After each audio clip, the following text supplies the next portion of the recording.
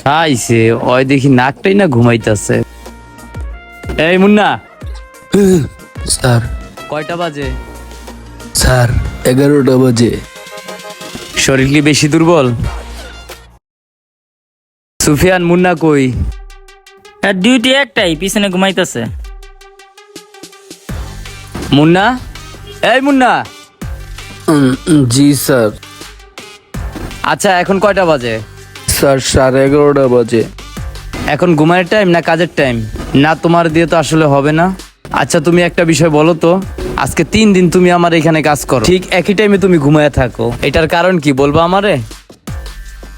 Sir ভুল হয়ে গেছে স্যার, কাজ করতেছি স্যার।